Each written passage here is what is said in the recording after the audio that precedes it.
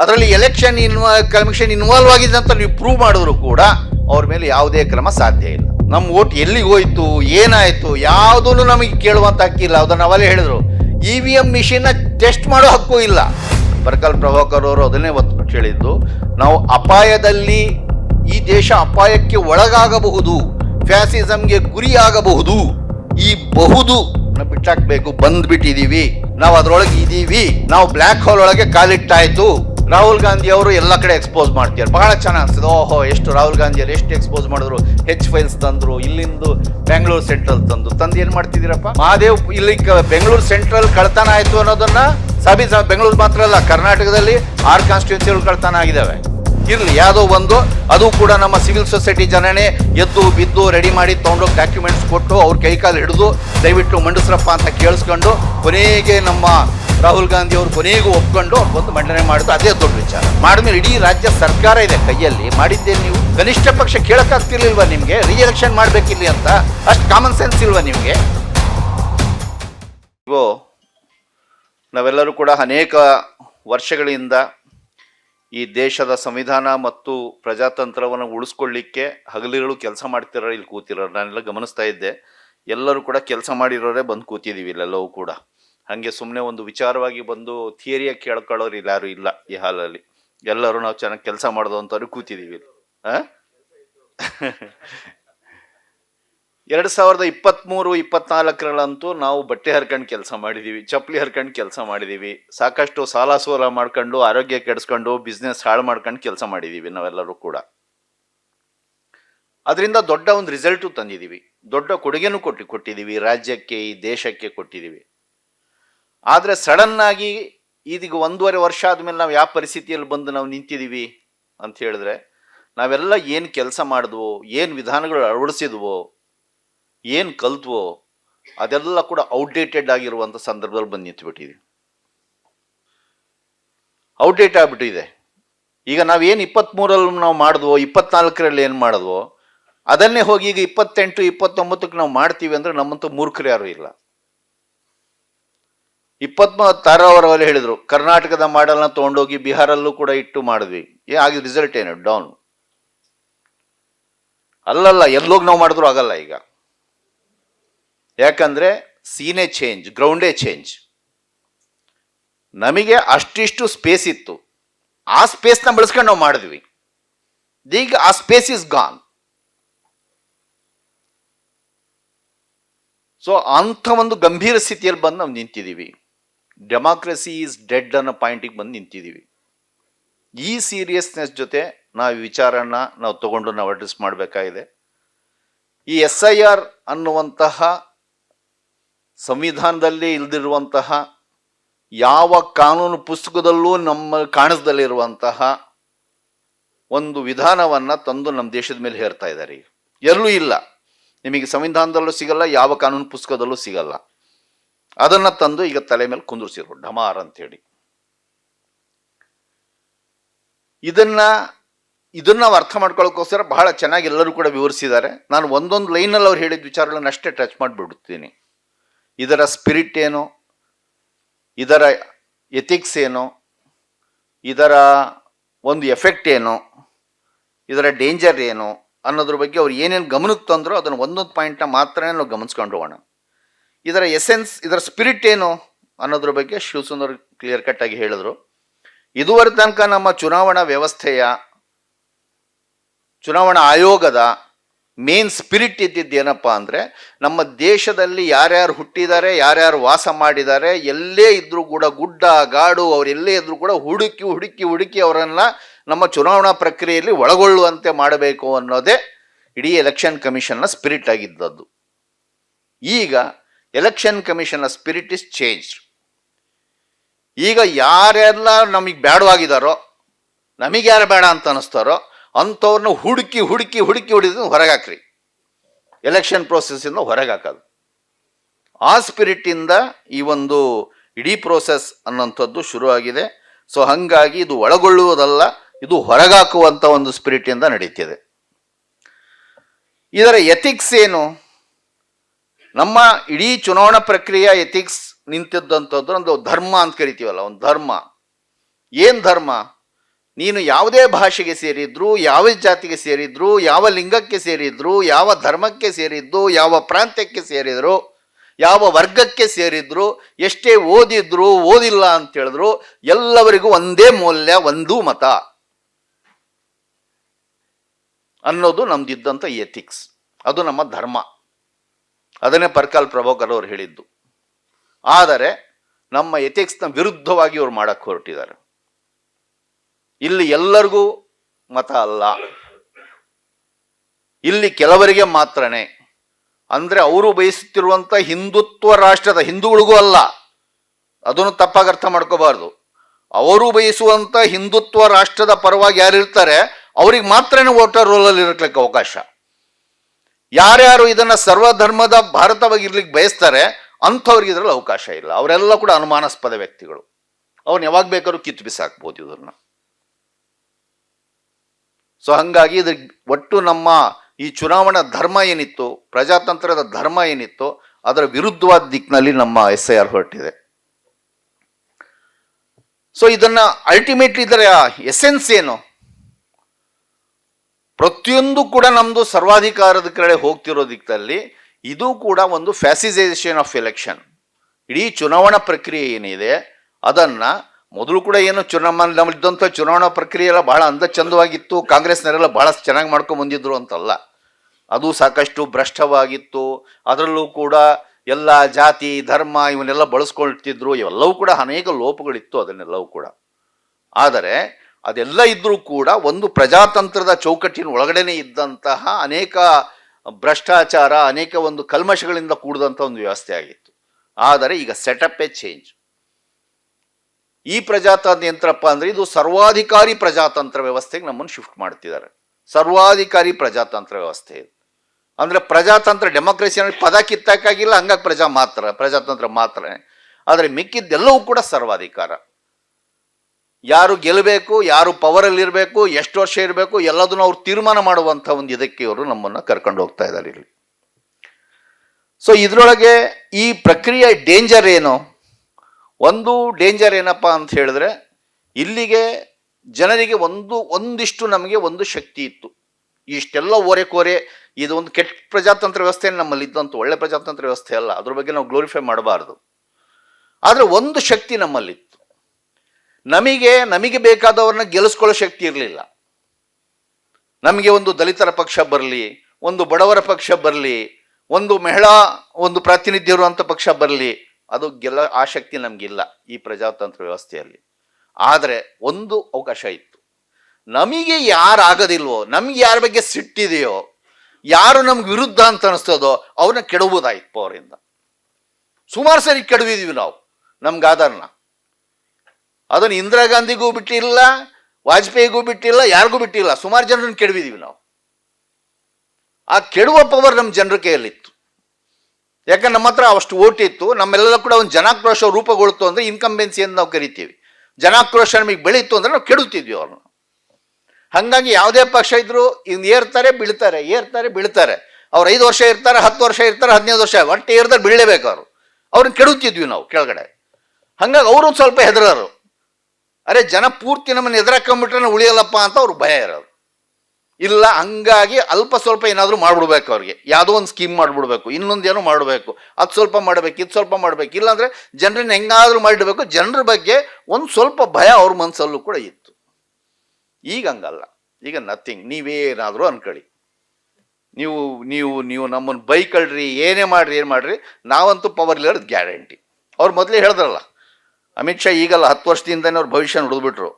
ಮುಂದಿನ 40 ವರ್ಷ ನಾವೇ ಈ ದೇಶವನ್ನು ಆಳೋದು ಅಂತ ಈಗಲ್ಲ 10 ವರ್ಷದಿಂದ ಹೇಳಿದ್ರು, ಅನೌನ್ಸ್ ಮಾಡಿದ್ರು. ಅವ್ರು ಹೇಳಬೇಕಾದ್ರೆ ಎಲ್ಲ ಲೆಕ್ಕಾಚಾರ ಇಟ್ಕೊಂಡು ಹೇಳಿರೋದು ಅವರು. ನಾವು ಪವರಿಗೆ ಬಂದರೆ ಈ ಡೆಮಾಕ್ರೆಟಿಕ್ ಸಿಸ್ಟಮ್ನೇ ನಾವು ಬದಲಾಯಿಸ್ಬಿಡ್ತೀವಿ. ನಮ್ಮನ್ನು ಕೆಡವಕ್ಕೆ ಅವಕಾಶನೇ ಕೊಡಲ್ಲ ಜನರಿಗೆ. ನಾವು ಪರ್ಮನೆಂಟ್. ಆದರೆ ಅವರು ಕೂಡ 40 ವರ್ಷ ಜಾಸ್ತಿ ಹೇಳಿಲ್ಲ. ಆದರೆ ಅವ್ರಿಗೂ ಒಂದು ಕಲ್ಪನೆ ಇದೆ, ಅದು ಎಂದೊಯ್ದ್ರು ಕೂಡ ಅದೇನು ಉಳಿಯಲ್ಲ, ಇನ್ನು ಹೋಗ್ತದೆ ಅಂತೇಳಿ. ಅಟ್ಲೀಸ್ಟ್ ತಮ್ಮ ಜೀವಿತಾವಧಿ ಅವ್ರು ಲೆಕ್ಕ ಹಾಕೊಂಡಿರ್ಬೋದು, ಇನ್ನೂ 40 ವರ್ಷ ನಾನು ಬದುಕ್ತೀನಿ ಅಂತ. ನನ್ನ ಜೀವಿತಾವಧಿ ಇರೋ ತನಕ ನಾನು ಪವರಲ್ಲೇ ಇರ್ತೀನಿ, ಆಮೇಲೆ ಏನಾಗಲಿ ಅನ್ನೋದು ಲೆಕ್ಕದಲ್ಲಿ ಹೇಳಿರ್ಬೋದು ಅದನ್ನು. ಆದರೆ ಇವತ್ತು ಹಂಗೆ ಬಂದಿದೆ. ಈಗ ಮುಂದಿನ ಎಲೆಕ್ಷನ್ಸ್ನಲ್ಲಿ ಕೆಲವು ಎಲೆಕ್ಷನ್ಸ್ ಗೆಲ್ಬೋದು. ತಮಿಳುನಾಡಿನಲ್ಲಿ ಈಗ ಮೀಟಾಗಿ ಬಂದ್ಬಿಟ್ಟು ಕೆಡಬಿಟ್ಟು BJP ಬಂದು ಪವರ್ ಕುಂದ್ರಕ್ಕಾಗಲ್ಲ. ಅದು ಟೋಟಲ್ ಎಕ್ಸ್ಪೋಜರ್ ಆಗ್ತದೆ ಹಂಗೆ ಮಾಡಕ್ಕೆ ಬಂದರೆ. ತಮಿಳ್ನಾಡಲ್ಲಿ ಕೇರಳದಲ್ಲಿ ಇನ್ನೂ ಸ್ವಲ್ಪ ರೈಸ್ ಮಾಡ್ಕೊಳ್ತಾರೆ, ಬಟ್ ಆ ಗೌರ್ಮೆಂಟ್ಗಳನ್ನ ವೀಕ್ ಗೌರ್ಮೆಂಟ್ಸ್ ಮಾಡಿ ಅಲ್ಲಿ ಇಟ್ಟಿಗೆ ಮೇಂಟೈನ್ ಮಾಡ್ತಾರೆ. ಆದರೆ ಯಾವ್ಯಾವ ಮಾರ್ಜಿನಲ್ ಸ್ಟೇಟ್ಸ್ ಇತ್ತೋ ಅಲ್ಲಿ ಎಲ್ಲೂ ಕೂಡ ಬರಕ್ಕೆ ಬಿಡಲ್ಲ, ಎಲ್ಲವನ್ನು ಕೂಡ ಕೆಡವಿ ತಮ್ಮದು ಹೊಡ್ಕೊಳ್ತಾರೆ. ಎಲ್ಲದಕ್ಕಿಂತ ಮುಖ್ಯವಾದ ಟಾರ್ಗೆಟು 29 ಯಾರೇ ಏನೇ ಮಾಡಿದ್ರು ಕೊನೆಗೆ ಅವರೇ ಗೆಲ್ತಾರೆ. ಆ ಸೆಟಪಿಗೆ ಏನು ಬೇಕೋ ಅದನ್ನು ಅವರು ಮಾಡ್ಕೊಂಡು ಕೂತ್ಕೊಂಡಿದ್ದಾರೆ. ಇದರಲ್ಲಿ ಅತ್ಯಂತ ಹೆಚ್ಚಿನ ಅಟ್ಯಾಕ್ ಆಗೋದೇನು ಒಂದು ಎಲೆಕ್ಷನ್. ಇದು ಎಲೆಕ್ಷನ್ಸ್ ಮಾತ್ರ ಅಲ್ಲ, ಇದು ಒಟ್ಟು ನಮ್ಮ ನಾಗರಿಕರು ನಾವೇನಿದ್ದೀವಿ ನಾವೆಲ್ಲರೂ ಕೂಡ ಒಂದು ಆತಂಕದಲ್ಲಿ ಬದುಕುವಂಥ ಒಂದು ವಾತಾವರಣ ಕ್ರಿಯೇಟ್ ಮಾಡ್ತಾರೆ. ಆ ಆತಂಕದಲ್ಲಿ ಮಾಡುವಂಥದ್ದು ಏನು, ಇದರ ಅತ್ಯಂತ ಅಟ್ಯಾಕಿಗೆ ಒಳಗಾಗುವಂಥ ಅತ್ಯಂತ ಭೀತಿ ಒಳಗಪಡುವಂಥ ಜನ ಯಾರು? ಒಂದು ಅಲ್ಪಸಂಖ್ಯಾತರು, ಡೌಟೇ ಇಲ್ಲ. ಎರಡನೆಯದು ಅನಕ್ಷರಸ್ಥರು, ಅದರಲ್ಲಿ ಹೆಚ್ಚಿನ ಬಡವರು ಮತ್ತು ಮಹಿಳೆಯರು. ಅದು ಆದಿವಾಸಿಗಳಿರ್ಬೋದು, ದಲಿತರಿರ್ಬೋದು, ಅನಕ್ಷರಸ್ಥರು. ಯಾಕೆ ಅಲ್ಪಸಂಖ್ಯಾತರು? ಯಾಕಂದ್ರೆ ಅವರ ಟಾರ್ಗೆಟೇ ಅಲ್ಪಸಂಖ್ಯಾತರು. ನಾಗರಿಕತ್ವವನ್ನು ಗುರಿ ಮಾಡಿಕೊಂಡು ಸತತವಾಗಿ ನಿಮ್ಮ ಮೇಲೆ ಅಪಾಯ ಇಟ್ಟು ನಿಮ್ದು ಯಾವಾಗ ಬೇಕಾದ್ರೂ ನಿಮ್ಮದು ನಾಗರಿಕತ್ವ ರದ್ದಾಗ್ತದೆ, ನೀವು ನಾಗರಿಕರಲ್ಲ, ನಿಮ್ಮನ್ನು ಯಾವತ್ತು ಬೇಕಾದ್ರೂ ಗಂಟು ಮೂಟೆ ಕಟ್ಟಿ ನಾವು ನಿಮ್ಮನ್ನು ಬಿಸಾಕ್ಬೋದು ಅನ್ನುವಂಥ ನಿರಂತರ ಅವ್ರ ಭಯದಲ್ಲಿ ಮುಚ್ಕೊಂಡು ಕೂತ್ಕೊಂಡಿರ್ಬೇಕು ನೀವು. ಇಲ್ಲ ಅಂತ ಹೇಳಿದ್ರೆ ಅಷ್ಟೇ ನಿಮ್ಮ ಕತೆ ಅನ್ನುವಂಥವ್ನು ಹೆದರಿಸ್ಕೊಳ್ಳೋ ಟೈಪ್ ಇರಬೇಕು. ಇದ್ರ ಮೇನ್ ಟಾರ್ಗೆಟ್ ಒಂದು ಇದೆ ಅಲ್ಪಸಂಖ್ಯಾತರು. ಅನಕ್ಷರಸ್ಥರು ಯಾಕೆ ಟಾರ್ಗೆಟ್ ಆಗ್ತಾರೆ? ಇದು ಟೋಟಲ್ ಪ್ರೋಸೆಸ್, ಡಾಕ್ಯುಮೆಂಟೇಶನ್. ನಿನ್ನ ಪ್ರೂಫ್ ನೀನೇನೇ ತೋರಿಸ್ಬೋದು. ನಿನ್ನ ಪ್ರೂಫ್ ನನಗೆ ಬೇಕಾಗಿಲ್ಲ, ನಾನು ಹೇಳಿದ ಪ್ರೂಫ್ ನೀನು ಕೊಡಬೇಕು. ಈ ಪಟ್ಟಿಯಲ್ಲಿರೋದೇ ನೀನು ಪ್ರೂವ್ ಮಾಡಬೇಕು. ಅನಕ್ಷರಸ್ಥ ಜನ ಅದರಲ್ಲಿ ಇರುವಂಥದ್ದು ಕೊಡಕ್ಕೆ ಸಾಧ್ಯನೇ ಇಲ್ಲ. ಅವ್ರಿಗೆ ಕೊಟ್ಟಿರುವಂಥ ಡಾಕ್ಯುಮೆಂಟೇಶನ್ ಪ್ರಕಾರ ನೀವು ರುಜುವಾತ್ ಪಡಿಸ್ಕೊಳ್ಳಿ ಅಂದರೆ ಸಾಧ್ಯನೇ ಇಲ್ಲ. ನೀನು ಪ್ರತಿಯೊಬ್ಬರು ಹುಟ್ಟಿದನು ನೀನು ಎಲ್ಲಿ ಯಾವ ಡೇಟ್ ಕಷ್ಟ ಬಿದ್ದು ಯಾವ ಡೇಟಿಗೆ ಹುಟ್ಟಿದ್ದೆ ಅನ್ನೋದೇ ನಮ್ಮ ಹತ್ರ ರೆಕಾರ್ಡ್ ಇಲ್ಲ. ಎಲ್ಲಿ ಹುಟ್ಟಿದೆ, ಯಾರು ಹುಟ್ಟಿದೆ, ಅವ್ರಿಗೆ ಡಾಕ್ಯುಮೆಂಟೇಶನ್ ಇದೆಯಾ? ಅವ್ರು ಈ ನಾಗರಿಕರು ಅನ್ನೋದಕ್ಕೆ ಪ್ರೂಫ್ ಇದೆಯಾ? ನಮ್ಮ ಅಪ್ಪ ಅಮ್ಮ ಈ ದೇಶದ ನಾಗರಿಕರು ಅನ್ನೋದಕ್ಕೆ ಪ್ರೂಫ್ ಇದೆಯಾ? ಎಲ್ಲಿಂದ ತರೋಣ ಪ್ರೂಫು? ಅಮ್ಮಮ್ಮ ಅಂತ ರೇಷನ್ ಕಾರ್ಡಿಗೆ ಏನೋ ಒಂದು ಹಿಡ್ಕೊಂಡ್ಬಿಟ್ರೆ ಅದೇ ಒಂದು ದೊಡ್ಡ ವಿಚಾರ, ಆಧಾರ್ ಕಾರ್ಡ್ ಹಿಡ್ಕೊಂಡ್ಬಿಟ್ರೆ ಅದೇ ದೊಡ್ಡ ವಿಚಾರ, ಅವೇ ಇರೋದಿಲ್ಲ. ಅಂಥ ಪರಿಸ್ಥಿತಿಯಲ್ಲಿ ನೀನು ನಾಗರಿಕತ್ವವನ್ನು ಪ್ರೂವ್ ಮಾಡು ಅಂದರೆ ಯಾರು ಪ್ರೂವ್ ಮಾಡ್ತಾರೆ? ಯಾವ ದಲಿತರು, ಯಾವ ಆದಿವಾಸಿಗಳು, ಯಾರ ಮೇಲೆ ಯಾರು ಪ್ರೂವ್ ಮಾಡ್ತಾರೆ? ಸಾಧ್ಯನೇ ಇಲ್ಲ. ಇದು ಎರಡನೇದು. ಅಂದರೆ ನಮ್ಮ ಬಡ ಜನ ಯಾರಿದ್ದಾರೆ, ಅನಕ್ಷರಸ್ಥ ಜನ ಯಾರಿದ್ದಾರೆ, ಇವರು ಅತ್ಯಂತ ಹೆಚ್ಚಿನ ಅಟ್ಯಾಕಿಗೆ ಇದರಲ್ಲಿ ಒಳಗಾಗಂಥವ್ರು. ಮೂರನೇದು ದೇಶಪ್ರೇಮಿಗಳು ಅಥವಾ ಜಾತ್ಯತೀತ ಮತದಾರರು ಅಥವಾ ವಿರೋಧ ಪಕ್ಷಗಳಿಗೆ ಓಟ್ ಹಾಕ್ತಿರೋಂಥವ್ರು. ಇದು ನೆಕ್ಸ್ಟ್ ಇವ್ರು ಮಾಡೋಂಥದ್ದು ಬರೀ ಜಾತಿ ಧರ್ಮ ನೋಡಿ ಮಾತ್ರ ಅಲ್ಲ, ಬೂತ್ ವೈಸ್ ಟಾರ್ಗೆಟ್ ಮಾಡ್ತಾರೆ. ಯಾವ ಬೂತಲ್ಲಿ ಸೆಕ್ಯುಲರ್ ಓಟ್ಗಳು ಆಗ್ತವೆ, ಯಾವ ಬೂತಲ್ಲಿ ಸೆಕ್ಯುಲರ್ ಓಟ್ ಅಷ್ಟೇ ಆಗ್ತಿದ್ದಾವೆ ನೋಡಿದ್ರೆ ಇದರೊಳಗೆ ಯಾವ ಬೂತಿಂದ ಕಿತ್ತು ಬಿಸಾಕಬೇಕು. ಇಲ್ಲಿ 90% ಈ ಬೂತಲ್ಲಿ ಸೆಕ್ಯುಲರ್ ವೋಟಿಂಗ್ ಆಗ್ತಿದೆ, ಓಕೆ, ಇಲ್ಲೊಂದು 20% ಓಟ್ಗಳು ಡಿಲೀಟ್ ಮಾಡಾಕ್ಬಿಡ್ರಿ. ಇದರೊಳಗೆ ನೀವು ರ್ಯಾಂಡಮ್ ಆಗಿ ಹೊಡೆದಾಕಿ, ಪರವಾಗಿಲ್ಲ, ಒಂದು 20% ಓಟ್ಗಳಂದ್ರೆ ಹೊಡೆದಾಕ್ಬಿಟ್ರಿ. ಅದರೊಳಗಿಂದ ಹೋಯ್ತು ಅಷ್ಟು ಸೆಕ್ಯುಲರ್ಗೆ ಓಟ್ಸ್ಗಳು ಔಟ್ ಆದ್ರು. ಇನ್ನು ನಿಮಗೆ ಟಾರ್ಗೆಟ್ ಮಾಡಿ ಹೊಡಿಬೇಕಾ, ಯಾರನ್ನು ತೆಗಿಬೇಕಾ, ಇನ್ನು ಟಾರ್ಗೆಟ್ ಮಾಡಿ ಕಿತ್ತಾಕಿರಿ. ಅವ್ರಿಗೆ ಪ್ರೂವ್ ಮಾಡಕ್ಕೆ ಹೇಳ್ರಿ, ನೀನು ತಂದ್ಬಿಟ್ಟು ನೀನು ನಾಗರಿಕತ್ವ ಪ್ರೂವ್ ಮಾಡಿ ಅಂತ. ಅವ್ರಿಗೆಲ್ಲ ನಾವು ಇಲ್ಲಿ ಕೂತಿದ್ದೀವಲ್ಲ, ಇಲ್ಲಿ ನಾವಿಷ್ಟು ಜನ, ಈಗ ನಮಗೇನೆ ಕಿತ್ತಾಕ್ಬಿಟ್ಟು ಪ್ರೂವ್ ಮಾಡಿ ಅಂತ ಹೇಳಿ ನಮಗೆ ಗೊತ್ತಾಗ್ತದೆ ಅವ್ರು ಕೊಟ್ಟಿರೋ ಕಂಡೀಷನ್ಸ್ ಪ್ರಕಾರ ನಮಗೆ ಪ್ರೂವ್ ಮಾಡ್ಕೊಳಕ್ಕಾಗತ್ತಾ ನಮ್ಮ ನಾಗರಿಕತ್ವನ ತಂದು ಅಂತ. ಸುಲಭ ಇಲ್ಲ ಅದು. ಅವರು ಟಾರ್ಗೆಟ್ ಮಾಡಿ ವಿಚ್-ಹಂಡಿಂಗ್ ಮಾಡಕ್ಕೆ ಹೊರಟ್ರೆ, ಈಗ ದೊಡ್ಡೇರಿಯವರ ನಾಗರಿಕತ್ವನ ನಾನು ಸಾಬೀತುಪಡಿಸಕ್ಕೆ ನಿಕ್ಕಟ್ಟು ಪಡಿಸ್ಬೇಕು ಅಂತ ಅವ್ರು ಟಾರ್ಗೆಟ್ ಮಾಡಿದ್ರೆ ಅವ್ರು ಏನು ಬೇಕಾದ್ರೂ ಮಾಡ್ಬೋದು. ಪ್ರೂವ್ ಮಾಡೋಕ್ಕಾಗಲ್ಲ, ಅಷ್ಟು ಸುಲಭ ಇಲ್ಲ. ಅದನ್ನು ನಡೆಸ್ಕೊಂಡು ಹೋಗದೆ ನಡೆಸ್ತಾ ಇದೆ ಅಷ್ಟೇ. ಅಂಥ ಒಂದು ನಮ್ಮೆಲ್ಲರನ್ನೂ ಕೂಡ ಇಂಥ ಒಂದು ಆತಂಕದಲ್ಲಿ, ಒಂದು ನಮ್ಮ ಹತ್ರ ವೋಟರ್ ಐ ಡಿ ಇರೋದಿಲ್ಲ, ಒಂದು ಓಟಿನ ಕಿತ್ತಾಕ್ಬಿಡೋದು ನಿಮ್ಮನ್ನು, ಇದ್ದರೂ ಕೂಡ ನಿರಂತರ ಆತಂಕ ನಿಮ್ಮದು. ನಿಮ್ಮನ್ನು ಯಾವಾಗ ಬೇಕಾದ್ರೂ ಕಿತ್ತಾಕ್ಬೋದು. ಈ ಸರಿ ಮುಗಿತು ಅಂತ ಹೇಳಿಲ್ಲ, ಮುಂದಿನ ಸರಿ ನೀವು ಔಟ್ ಆಗ್ಬೋದು, ನೀವು ಜಾಸ್ತಿ ಮಾತಾಡಿದ್ರೆ ನೀವು ಔಟ್ ಆಗ್ಬೋದು. ಅಂಥ ಒಂದು ಭಯಭೀತ ವಾತಾವರಣದಲ್ಲಿ ಇಡೀ ಮತದಾರರನ್ನು ಹಿಡಿಯುವಂತಹ ಒಂದು ಫ್ಯಾಸಿಸ್ಟ್ ಒಂದು ವ್ಯವಸ್ಥೆಗೆ ಇವರು ನಮ್ಮನ್ನು ಕರ್ಕೊಂಡು ಹೋಗ್ತಾ ಇದ್ದಾರೆ. ಇದನ್ನು ನಾವು ಸೀರಿಯಸ್ ಆಗಿ ನಾವು ಅರ್ಥ ಮಾಡ್ಕೊಳ್ಬೇಕಾಗಿದೆ.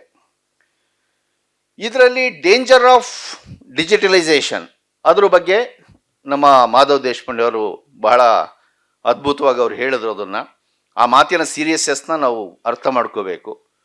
ಇವತ್ತು ಎಲ್ಲದೂ ಕೂಡ ಆಗಿರುವಂಥದ್ದು ಇದು ಇಡೀ ವ್ಯವಸ್ಥೆ ಏನಿದೆ ಅದು ಪೂರ್ತಿ ಕೆಲವರ ಕೈಯಲ್ಲಿ ಬಂದುಬಿಟ್ಟಿದೆ. ಎಲ್ಲವೂ ಡಿಜಿಟಲೈಸ್ ಆಗಿಬಿಟ್ಟಿದೆ ಇದನ್ನೆಲ್ಲವೂ ಕೂಡ. ಆದರೆ ಈ ಡಿಜಿಟಲ್ನ ಎಲ್ಲ ಮನೆಯ ಲಾಕನ್ನು ಯಾರ ಕೈಯಲ್ಲಿ ಕೊಟ್ಟಿದ್ದಾರೆ? ಎಲೆಕ್ಷನ್ ಕಮಿಷನ್ ಕೈಯಲ್ಲಿ ಕೊಟ್ಟಿದ್ದಾರೆ. ಆ ಎಲೆಕ್ಷನ್ ಕಮಿಷನ್ ಯಾರು? ಅವರೇ ನೇಮಿಸಿರುವಂಥ ವ್ಯಕ್ತಿಗಳು. ಅವರು ನೇಮಿಸಿರುವಂಥ ವ್ಯಕ್ತಿಗಳು ಒಂದು ಕಚೇರಿಯಲ್ಲಿ ಕೂತು ಯಾವುದೇ ಬೂತಲ್ಲಿರುವಂತಹ EVMನ ಪ್ರೋಸೆಸ್ನು ಕೂಡ ಅವ್ರು ಕಂಟ್ರೋಲ್ ಮಾಡ್ಬೋದು. ಎಲೆಕ್ಷನ್ ವೋಟಿಂಗ್ನ ಪ್ರೋಸೆಸ್, ವೋಟರ್ ಲಿಸ್ಟ್ನ ಕಂಟ್ರೋಲ್ ಮಾಡ್ಬೋದು, ವೋಟಿಂಗ್ ಪ್ರೋಸೆಸ್ನ ಕಂಟಿನ್ಯೂ ಮಾಡ್ಬೋದು, ಏನು ಅದನ್ನು ಕಂಟ್ರೋಲ್ ಮಾಡ್ಬೋದು, ಮತ್ತು ಅದರ ಕೌಂಟಿಂಗ್ ಪ್ರೋಸೆಸ್ನು ಕೂಡ ಮಾಡ್ಬೋದು, ಕಂಟ್ರೋಲ್ ಮಾಡ್ಬೋದು. ಮೂರೂ ಲೆವೆಲಲ್ಲೂ ಕೂಡ ಹೆಂಗೆ ದೊಡ್ಡ ಮಟ್ಟದ ಫ್ರಾಡ್ ಮಾಡ್ಬೋದು ಅನ್ನೋದೇ ಅವ್ರು ಹೇಳಿದ್ದು. ವೋಟರ್ ಲೀಸ್ಟ್ನೇ ಹೆಂಗೆ ಮ್ಯಾನಿಪುಲೇಟ್ ಮಾಡ್ಬೋದು ಅನ್ನೋದಕ್ಕೆ ಹೆಂಗೆ ಅವರ ಡಾಟಾನ ಹೆಂಗೆ ಬಳಸ್ಕೋಬಹುದು ಅನ್ನೋದು ಹೇಳಿದ್ರು. ದೇಶದಲ್ಲಿ 3 ಟೈಪ್ ಆಫ್ ಡಾಟಾ ಇದೆ. ಒಂದು ಸೆನ್ಸಸ್ ಡಾಟಾ ಇದೆ, ಇನ್ನೊಂದು ನಮ್ಮ ಎಲೆಕ್ಟ್ರಲ್ ವೋಟಿಂಗ್ ಪಟ್ಟಿಯ ಡಾಟಾ ಇದೆ, ಇನ್ನೊಂದು ಆಧಾರ್ ಡಾಟಾ ಇದೆ. ಈ ಡಾಟಾಗಳು 3 ಬೇರೆ ಬೇರೆ ಇರಬೇಕು. ಆದರೆ 3 ಡಾಟಾನು ಅವ್ರ ಕೈಯಲ್ಲಿದೆ. ಅವು 3 ಅವ್ರು ಬೆರೆಸ್ಕೊಂಡು ಅವ್ರು ಬಳಸ್ಕೊಳಕ್ಕೆ ಶುರು ಮಾಡಿತ್ತು ಅಂತ ಹೇಳಿದ್ರೆ ನಮಗೆ ಗೊತ್ತಿಲ್ಲದಲ್ಲೇ ಇರ್ಬೋದು. ಈಗ ಈ ಬೂತ್ ಒಳಗೆ ಯಾವ ಜಾತಿನರು ಯಾವ ಧರ್ಮದರಿದ್ದಾರೆ ಅಂತ ಹೆಸರು ನೋಡಿ, ಕೆಲವು ಹೆಸರುಗಳು ನೋಡಿ ಧರ್ಮನ ಹೇಳ್ಬಿಡ್ಬೋದು. ಇನ್ನು ಅನೇಕ ಜಾತಿ ಮತ್ತು ಧರ್ಮ ನಿಮ್ಗೆ ಹೇಳಕ್ಕಾಗಲ್ಲ. ಆದರೆ ಸೆನ್ಸಸ್ ಡಾಟಾನ ಇದ್ರ ಜೊತೆ ನೀವು ಮಿಕ್ಸಪ್ ಮಾಡಿಬಿಟ್ರಿ ಅಂತ ಹೇಳಿದ್ರೆ, ಎರಡೂ ಬೆರೆಸ್ಬಿಟ್ರಿ ಅಂತ ಹೇಳಿದ್ರೆ ನಿಮಗೆ ಪ್ರತಿಯೊಬ್ಬ ವೋಟರ್ನ ಜಾತಿ ಧರ್ಮ ಗೊತ್ತಿರ್ತದೆ. ಈ ಬೂತ್ ಒಳಗೆ ಯಾವ ಜಾತಿನರಿದ್ದಾರೆ, ಯಾವ ಧರ್ಮದವರಿದ್ದಾರೆ, ಎಲ್ಲರದ್ದು 100% ಸಿಗ್ತದೆ ಅವ್ರಿಗೆ. ಹಾಗಾಗಿ ಅವ್ರು ಯಾವ ಜಾತಿನರು ಎಷ್ಟೆಷ್ಟು ಪರ್ಸೆಂಟ್ ವೋಟರ್ಸ್ ಇರಬೇಕು, ಎಷ್ಟೆಷ್ಟು ಇರಬಾರ್ದು ಅನ್ನೋದು ಅವ್ರು ತೀರ್ಮಾನ ಮಾಡ್ಬೋದು. ಅದೇ ರೀತಿಯಲ್ಲೇ ವೋಟಿಂಗ್ ಪ್ಯಾಟರ್ನ್ ಬಗ್ಗೆನೂ ಅವ್ರು ಹೇಳಿದ್ರು.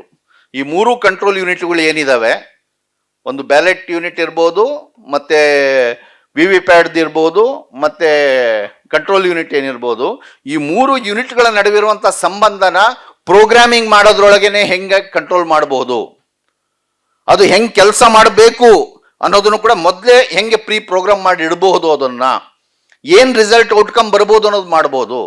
ಈವನ್ ನಿಮ್ಗೆ VVPAT ಅಲ್ಲಿ ನಿಮ್ದೇ ನೀವು ವೋಟ್ ಹಾಕಿದ ವ್ಯಕ್ತಿದೇ ಸೀಲ್ ಬಂದರೂ ಕೂಡ ಕೌಂಟಿಂಗ್ನಲ್ಲಿ ಮಾತ್ರ ಅದು ಬರ್ದಲ್ಲೇ ಹೆಂಗೆ ಮಾಡಬಹುದು.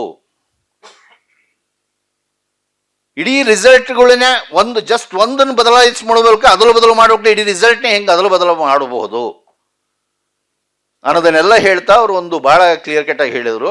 ಇದಕ್ಕೆ ಒಂದು ಲಾಕಿಂಗ್ ಸಿಸ್ಟಮ್ಮೇ ಇಲ್ಲ, ನಮ್ದು ಲಾಕಿಂಗ್ ಸಿಸ್ಟಮ್ ಅನ್ನೋದೇ ಒಂದಿಲ್ಲ. ಕಂಟ್ರೋಲ್ ಮಾತ್ರ ಆ ಎಲೆಕ್ಷನ್ ಕಮಿಷನ್ಗೆ. ಅವ್ರಿಗೆ ಎಂತ ಪವರ್ ಅಪ್ ಅಂದ್ರೆ ಅವ್ರ ಸರ್ವಾಧಿಕಾರಿ ಪವರ್. ಒಂದು ಅವರೇ ನೇಮಿಸಿರುವಂಥದ್ದು. ಎರಡನೇದು, ನೀವು ಯಾರು ಅವ್ರು ಪ್ರಶ್ನೆ ಮಾಡೋಂಗಿಲ್ಲ, ಅವ್ರು ಯಾರಿಗೂ ಉತ್ತರ ಕೊಡಬೇಕು ಅಂತಾನೆ ಇಲ್ಲ, ಅವ್ರ ಮೇಲೆ ಯಾವ ಆಕ್ಷನ್ನು ಸಾಧ್ಯ ಇಲ್ಲ, ಇಮ್ಯೂನ್ಡ್. ಅವ್ರ ಮೇಲೆ ಯಾವ ಆಕ್ಷನ್ನು ಇಲ್ಲ. ನೀವೇನೇ ಪ್ರೂವ್ ಮಾಡಿ ತಗೊಂಡೋಗಿ ಇಟ್ಟರು ಕೂಡ, ರಾಹುಲ್ ಗಾಂಧಿ ಅವ್ರು ಹೇಳ್ತಿರೋದು ಹರಿಯಾಣದಲ್ಲಿರುವಂಥದ್ದೆಲ್ಲ ನೀವು ಪ್ರೂವ್ ಮಾಡಿದ್ರು ಕೂಡ, ಅಥವಾ ಇಲ್ಲಿ ಮಾದೇವಪುರದಲ್ಲಾಗಿರೋದು ನೀವೆಲ್ಲ ಪ್ರೂವ್ ಮಾಡಿದ್ರು ಕೂಡ, ಅದರಲ್ಲಿ ಎಲೆಕ್ಷನ್ ಕಮಿಷನ್ ಇನ್ವಾಲ್ವ್ ಆಗಿದೆ ಅಂತ ನೀವು ಪ್ರೂವ್ ಮಾಡಿದ್ರು ಕೂಡ ಅವ್ರ ಮೇಲೆ ಯಾವುದೇ ಕ್ರಮ ಸಾಧ್ಯ ಇಲ್ಲ. ಅವರು ಸೂಪರ್ ಪವರ್. ಅವರು ಟೋಟಲ್ ಕಂಟ್ರೋಲ್, ಸೂಪರ್ ಪವರ್. ನಮಗೇನು ನೋ ಕಂಟ್ರೋಲ್. ನಮ್ಮ ವೋಟ್ ಎಲ್ಲಿಗೆ ಹೋಯ್ತು, ಏನಾಯ್ತು, ಯಾವುದೂ ನಮಗೆ ಕೇಳುವಂತ ಹಕ್ಕಿಲ್ಲ. ಅದನ್ನ ಅವಲೇ ಹೇಳಿದ್ರು. EVM ಮಿಷಿನ್ನ ಟೆಸ್ಟ್ ಮಾಡೋ ಹಕ್ಕು ಇಲ್ಲ ನಾಗರಿಕರಿಗೆ, ನಮ್ಗೆ ಯಾರಿಗೂ ಹಕ್ಕು ಇಲ್ಲ.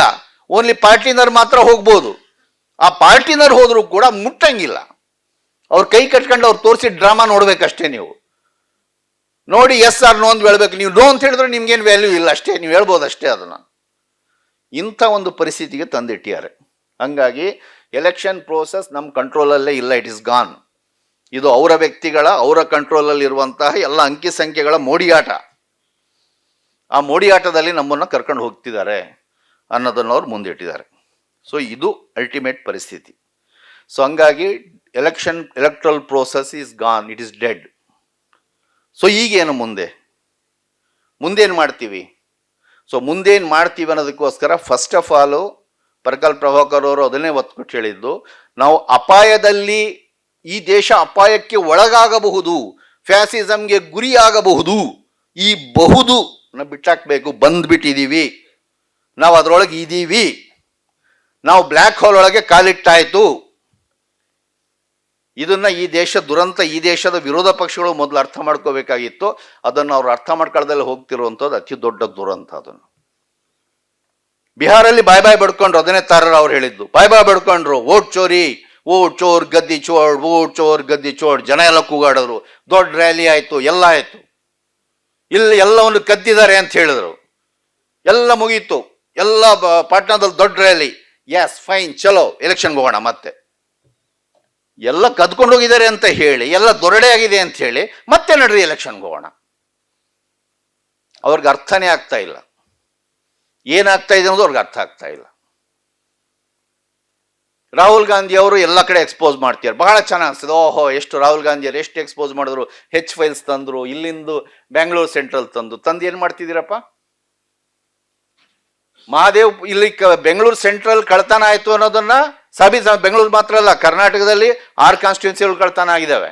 ಇರ್ಲಿ, ಯಾವುದೋ ಒಂದು, ಅದು ಕೂಡ ನಮ್ಮ ಸಿವಿಲ್ ಸೊಸೈಟಿ ಜನನೇ ಎದ್ದು ಬಿದ್ದು ರೆಡಿ ಮಾಡಿ ತಗೊಂಡೋಗಿ ಡಾಕ್ಯುಮೆಂಟ್ಸ್ ಕೊಟ್ಟು ಅವ್ರ ಕೈಕಾಲು ಹಿಡಿದು ದಯವಿಟ್ಟು ಮಂಡಿಸ್ರಪ್ಪ ಅಂತ ಕೇಳಿಸ್ಕೊಂಡು ಕೊನೆಗೆ ನಮ್ಮ ರಾಹುಲ್ ಗಾಂಧಿ ಅವರು ಕೊನೆಗೂ ಒಪ್ಕೊಂಡು ಅವ್ರು ಬಂದು ಮಂಡನೆ ಮಾಡಿದ್ರು. ಅದೇ ದೊಡ್ಡ ವಿಚಾರ. ಮಾಡಿದ್ಮೇಲೆ ಇಡೀ ರಾಜ್ಯ ಸರ್ಕಾರ ಇದೆ ಕೈಯಲ್ಲಿ, ಮಾಡಿದ್ದೇನು ನೀವು? ಕನಿಷ್ಠ ಪಕ್ಷ ಕೇಳಕ್ಕಾಗ್ತಿರ್ಲಿಲ್ವಾ ನಿಮ್ಗೆ? ರಿಎಲೆಕ್ಷನ್ ಮಾಡ್ಬೇಕಿಲ್ಲಿ ಅಂತ ಅಷ್ಟು ಕಾಮನ್ ಸೆನ್ಸ್ ಇಲ್ವಾ ನಿಮ್ಗೆ? ಇಲ್ಲಿ ಮಾದೇವಪ್ಪ ಇಲ್ಲಿ ಬೆಂಗಳೂರು ಸೆಂಟ್ರಲ್ ರಿಎಲೆಕ್ಷನ್ ಆಗ್ಬೇಕು ನಾವು ಡಿಮ್ಯಾಂಡ್ ಮಾಡೋಕ್ಕಾಗಲ್ವಾ ನಿಮ್ಗೆ? ನಿಮ್ಮ ಯೋಗ್ಯತೆಗೆ? No, nothing. ಅಲ್ಲಿ ಆಳಂದದಲ್ಲಿ BR ಪಾಟೀಲ್ರು ಅವರು ಬಾಯ್ ಬಿಡ್ಕೊಂಡು ಅವ್ರು ಓಡಾಡ್ತಾ ಇದ್ದಾರೆ. ಅಲ್ಲಿ ಕ್ಲಿಯರ್ ಕಟ್ ಆಗಿ ಎಲ್ಲ ಡಿಲೀಟ್ ಮಾಡ್ಲಾಗ್ತಾ ಇದೆ. ಅದನ್ನ ಹೆಂಗೆ ಮಾಡಿದ್ದಾರೆ, ಆಟೋಮೇಟೈಸೇಷನ್ ಹೆಂಗ್ ಮಾಡಿದ್ದಾರೆ ಅಂತ ಎಲ್ಲ ತಂದವ್ರು ಪ್ರೆಸೆಂಟ್ ಮಾಡ್ತಾ ಇದ್ದಾರೆ. ಒಬ್ಬರಾದ್ರೂ ಮಾತಾಡಿದ್ರೆ ಕರ್ನಾಟಕದಲ್ಲಿ ಅವ್ರು ಬಿಟ್ರೆ, ಇಲ್ಲಿ BR ಪಾಟೀಲ್ ಮಾತಾಡ್ಬೇಕು, ಅಲ್ಲಿ ರಾಹುಲ್ ಗಾಂಧಿ ಮಾತಾಡ್ಬೇಕು, ಕ್ಲೋಸ್, ಬಿಕ್ಕವರೆಲ್ಲ ಜಿಪ್. ಮೊನ್ನೆ 25 lakh duplicate oats Haryana prove ಮಾಡಿದ್ರು ರಾಹುಲ್ ಗಾಂಧಿ ಅವರು ಎಲ್ಲ ಇಟ್ಟು. ಏನಾಯ್ತು? ಹರಿಯಾಣಗೆ ಏನು ಸಂಬಂಧ ಇಲ್ಲ, ಹರಿಯಾಣ ಚೆನ್ನಾಗಿ ಮಲಗಿದೆ, ಹಂಗೆ ನಿದ್ದೆ ಹೊಡಿತಾ ಇದ್ದಾರೆ ಆರಾಮ್ಸಿ, ಗೊರ್ರ ಅಂತ ನಿದ್ದೆ ಹೊಡಿತಿದ್ದಾರೆ ಹರಿಯಾಣದಲ್ಲಿ. ಏನೂ ಇಲ್ಲ, nothing, no reaction.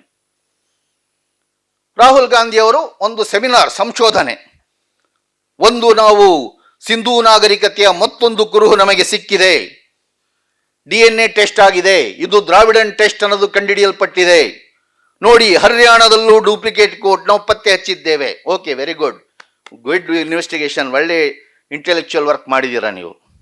You are a political leader. ಒಂದು ನಿಮ್ಮ ಪಾರ್ಟಿ ಕರೆ ಕೊಡಬೇಕಲ್ಲ, ಬರ್ರಿ ಬೀದಿಗೆ ಬರ್ರಿ ಅಂತ. ನೋ, ಹರಿಯಾಣ ಜನ ಹೆಂಗ್ ಹೇಳ್ತೀಯಾರಪ್ಪ ಅಂದ್ರೆ, ಈ ಪಕ್ಷಕ್ಕೆ ಓಟ್ ಹಾಕಿದ್ವಲ್ಲ ನಾವು ಕಾರಲ್ಲಿ ತಗೊಂಡು ಹೊಡ್ಕೋಬೇಕು ಅಂತ ಹೇಳ್ತಿದ್ದಾರೆ ಹರಿಯಾಣ ಜನ. ಯಾಕಂದ್ರೆ ನೋ ಆಕ್ಷನ್ ಅಲ್ಲಿ, dead. So not only democracy is dead, this opposition party is dead. ಅಷ್ಟು ಮೈ ಉರ್ಸೋ ಸ್ಥಿತಿಗೆ ಇವ್ರು ತಂದಿದ್ದಾರೆ. SIR ಕರ್ನಾಟಕದಲ್ಲಿ ಎಷ್ಟು ಜನರಿಗೆ ಗೊತ್ತಿದೆ? ಇಲ್ಲಿ ಈಗ ನಮ್ದು ಪ್ರೋಸೆಸ್ ಶುರು ಆಗಿದೆ, ಇನ್ನು ಯಾವಕ್ಕೂ ಬರುತ್ತೆ ಅನ್ಕೊಂಡಿಲ್ಲ. ನೋ, ಪ್ರೋಸೆಸ್ ಸ್ಟಾರ್ಟೆಡ್, ಕರ್ನಾಟಕದಲ್ಲಿ ನಡೀತಾ ಇದೆ. ಅದು ಟೋಟಲ್ ಪ್ರೋಸೆಸ್ ಸೆಕೆಂಡ್ ಲಿಸ್ಟ್ ಅಲ್ಲಿ ಬರುತ್ತೆ, ಹೌದು, ಬಟ್ ಅದಕ್ಕೆ ಬೇಕಾಗಿರೋ ಪ್ರಿಪರೇಷನ್ಸ್ ಆಲ್ರೆಡಿ ಗೋಯಿಂಗ್ ಆನ್ ಕರ್ನಾಟಕದಲ್ಲಿ. ಏನ್ ಮಾಡ್ತಿದ್ದಾರೆ? ಅಟ್ಲೀಸ್ಟ್ ಮಮತಾ ಬ್ಯಾನರ್ಜಿ ಅವರು 6200 ಯೂನಿಟ್ಸ್ನ ಸ್ಥಾಪನೆ ಮಾಡಿದ್ದಾರೆ, ಎಲ್ಲ ಒಂದೊಂದು ಗ್ರಾಮ ಪಂಚಾಯತಿಯಲ್ಲಿ ಮಾಡಿ ಡಾಕ್ಯುಮೆಂಟೇಶನ್ ಜನರಿಗೆ ಕರೆ ಕೊಡ್ತಿದ್ದಾರೆ. ನಿಮ್ಗೆ ಡಾಕ್ಯುಮೆಂಟೇಶನ್ ಎಲ್ಲ ಬರ್ರಿ ನಾವು ಮಾಡ್ಕೊಡ್ತೀವಿ ಅಂತ ಹೇಳಿ ಎಲ್ಲ ಲ್ಯಾಪ್ಟಾಪು, ವೈಫೈ, ನೆಟ್ಟು ಎಲ್ಲ ಹಾಕಿ ಕಾರ್ಯಕರ್ತರನ್ನ ಇಟ್ಟು ಕುಂದ್ರಿಸಿ ಅಟ್ಲೀಸ್ಟ್ ಅವ್ರ ಜನರಿಗೆ ಡಾಕ್ಯುಮೆಂಟೇಶನ್ ಮಾಡ್ಕೊಡೋ ಕೆಲಸ ಆದರೂ ಮಾಡ್ತಿದ್ದಾರೆ. ತಮಿಳುನಾಡಿನವರು ಅಟ್ಲೀಸ್ಟ್ ಒಂದು ಕೋರ್ಟಿಗೆ 1500 ಜನ ಲಾಯರ್ಗಳದ್ದು ಒಂದು ಟೀಮ್ ಮಾಡಿದ್ದಾರೆ. ಅದ್ರ ಬಗ್ಗೆ ಎಲ್ಲ ಸ್ಟಡಿ ಮಾಡಿ ಅವ್ರೇನೋ ಕೋರ್ಟಿಗೆ ಕೇಸ್ ಹಾಕಿ ಅವ್ರೇನೋ ಒಂದು ಮಾಡ್ತಿದ್ದಾರೆ, ಏನೋ ಒಂದು ಮಾಡ್ತಿದ್ದಾರೆ. ಕರ್ನಾಟಕದಲ್ಲಿ ಏನು ಮಾಡ್ತಿದ್ದಾರೆ? ನಿದ್ದೆ ಹೊಡಿತಿದ್ದಾರೆ ಎಲ್ಲರೂ ಕೂಡ. ಕ್ಯಾಬಿನೆಟ್ ರೀಶಫಲಿಂಗ್ ಆಗ್ತಿದೆ, ಅವ್ರವ್ರು ಕುಚ್ಚಿ ಹಿಡ್ಕೋಬೇಕು, ಡೆಲ್ಲಿಗೆ ಹೋಗಿ ಕೂತ್ಕೊಂಡಿದ್ದಾರೆ ಎಲ್ಲ ಇಲ್ಲೆಲ್ಲ ಬಂದಿದ್ದಾರೆ ಗಣ್ಯರು, ನಿಮ್ಮ ಜೊತೆ ಮಾತಾಡಬೇಕು, ಒಂದು ಅಪಾಯಿಂಟ್ಮೆಂಟ್ ಕೊಡಿ ಅಂತ ಹೇಳಿದ್ರು ಕೂಡ ಒಬ್ರು ಕೇಳಕ್ ರೆಡಿ ಇಲ್ಲ. ಇಲ್ಲಿ ನಾವೆಲ್ಲ ಸೇರಿ ಬಟ್ಟೆ ಹರ್ಕೊಂಡು ಕೆಲಸ ಮಾಡಿ ತಂದಿರೋ ಸರ್ಕಾರ ಇದು. ಸೊ ಸ್ನೇಹಿತರೆ, ಸೊ ಹಂಗಾಗೇನೆ ಮಿಕ್ಕ ಎಲ್ಲ ಸ್ಪೀಕರ್ಸು ಕೂಡ ನಿಚ್ಚಳವಾಗಿ ಹೇಳಿದ್ದು, ಇವ್ರನ್ನ ಕಾತ್ಕೊಂಡು ಕುಂದ್ರೋದಾಗಲ್ಲ, ಬಂದರೆ ಬರಲಿ ಅವ್ರು, ಆಮೇಲೆ ನೋಡ್ಕೊಳ್ಳೋಣ ಬೋನಸ್. ಈಗ ನಾವು ನಾವೇನು ಮಾಡ್ತೀವಿ ಅನ್ನುವಂಥ ಪಿಕ್ಚರ್ ಇದೆ. ಸೊ ಈಗ ಅದರ ಅರ್ಥ ಏನಪ್ಪ ಅಂದರೆ, ಹಿಂಗೆ ಪರಿಸ್ಥಿತಿ ಬಂತು ಅಂತ ಹೇಳಿದ್ರೆ ಎಲ್ಲ ಮುಗೀತು ಅಂತಲ್ಲ. ಒಂದು ನಮಗೆ ನಾವು ಗೊತ್ತಿರಬೇಕಾಗಿರೋದು ಏನಪ್ಪ ಅಂತ ಹೇಳಿದ್ರೆ, ನಾವು ಒಂದು ಮಿತ್ತಿಂದ ಹೊರಗೆ ಬರೋಣ. ಅವ್ರು ಏನು ಬೇಕಾದ್ರೂ ಮಾಡ್ಬಿಡ್ತಾರೆ, ಅದನ್ನೆಲ್ಲ ಮಾಡೋಕ್ಕೆ ಅವಕಾಶ ಕೊಡ್ತೀವಿ. ಈ ದೇಶದಲ್ಲಿ ನಮ್ಮ ಕಡೆ ತಡೆ ಹಂಗಿಲ್ಲ. ನಾವು ಅವರನ್ನು ತಡೆದಿದ್ದೇವೆ, ಅನೇಕ ವಿಚಾರದಲ್ಲಿ ಸೋಲಿಸಿದ್ದೇವೆ. ಇದನ್ನು ನಾವು ಜ್ಞಾಪಿಟ್ಕೋಬೇಕು.